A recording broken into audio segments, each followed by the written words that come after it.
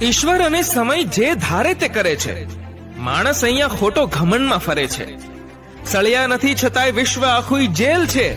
જેલરના ઠેકાણા નથી, માણસ જાતે જ કેદ છે. સીતા માતાએ લક્ષ્મણ રેખા ઓળંગી તો રાવણ ઉપાડી ગયો. સાહેબ, તમે ઘરની બહાર પગ મૂકશો તો આ કોરોના ઉપાડી જશે. જ્યારે શત્રુ અદ્રશ્ય હોય ત્યારે સંતાઈ જવામાં જ મજા છે. કુદરતનો કહેર પણ જરૂરી હતો સાહેબ, કારણ કે દરેક વ્યક્તિ પોતાને ભગવાન સમજવા લાગ્યો છે. અમારી પાસે ચાઇના જેવો પાવર નથી, અમારી પાસે ઇટલી જેવી મેડિકલ નથી, અમારી પાસે અમેરિકા જેવી શક્તિ નથી, પણ કોઈની પાસે અમારા જેવા પ્રધાનમંત્રી પણ નથી.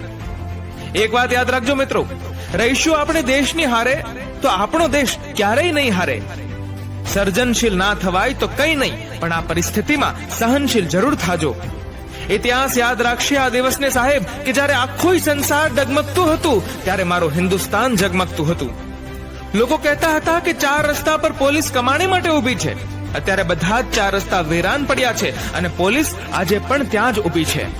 લોકડાઉનથી એક વાત તો શીખવા મળી કે જીવન જરૂરિયાતના ખર્ચા તો ખૂબ ઓછા છે. ખર્ચાઓ તો ફક્ત ઊંચી લાઈફસ્ટાઈલ અને દેખાડો કરવા માટે જ થાય છે.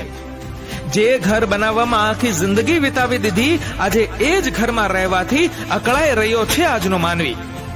ઇતિહાસ કહે છે કે જ્યારે જ્યારે પણ દુનિયા પર આપદા આવી છે એના પછી સમય ખૂબ સારો આવ્યો છે. અને મિત્રો, એક વાત યાદ રાખજો કે પોતાના ઘરમાં પોતાના જ પરિવાર સાથે રહેવું જો સજારૂપ લાગતું હોય તો પછી તમે દુનિયામાં ગમે તે ખૂણે ચાલ્યા જાઓ, ક્યાંય સુખ નહીં મળે. એ વિચારીને બેદરકારી ના દાખવતા કે આ વાયરસ અમારા વિસ્તાર કે શહેરમાં નથી, કેમ કે થોડાક દિવસ પહેલા તે આપણા દેશમાં પણ નહોતો. હજારોમાં ગણતરી પહોંચી ગઈ છે અને લાખ ના થવા દો. રોકાઈ જાઓ પોતાના ઘરમાં, વતનને રાખ ના થવા દો. વેલેન્ટાઇનનો વિરોધાર્થી શબ્દ મળી ગયો છે ક્વોરન્ટાઇન. પહેલામાં 2 નજીક આવે અને બીજામાં 2 દૂર થાય.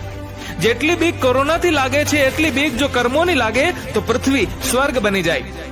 લોકડાઉનથી હજુ પ્રદૂષણ એટલું ચોખ્ખું નથી થયું કે આપણને આપણા જ અવગુણ અને વાંક દેખાય.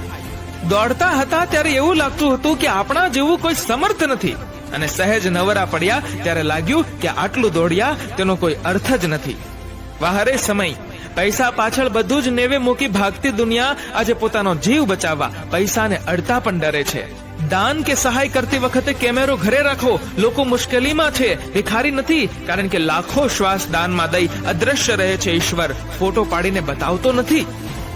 માણસ જેટલી વધારે ચીજો વગર ચલાવી શકે એટલો તેને વધારે ધનવાન સમજવો. અને છેલ્લે એક સોનેરી સલાહ કે કોરોના વાયરસ હોય કે જીવનની કોઈ પણ સમસ્યા હોય, એનાથી બચવાનો ફક્ત એક જ ટોલ ફ્રી નંબર, અને એ છે શ્રી કૃષ્ણ શરણમ મમ. મારી આ વાત જો ગળે ઉતારવા જેવી લાગતી હોય તો વિના સંકોચે લાઈક અને કોમેન્ટ કરતા જાઓ. અને આ વિડીયો ગમ્યો હોય તો શેર જરૂર કરજો. અને આવા જ પ્રેરણાદાયી વિડીયો જોવા માટે સબસ્ક્રાઇબ કરો અમારી યુટ્યુબ ચેનલને અને ફેસબુક પર ફોલો કરો અમારા પેજને. ધન્યવાદ. Download Moj.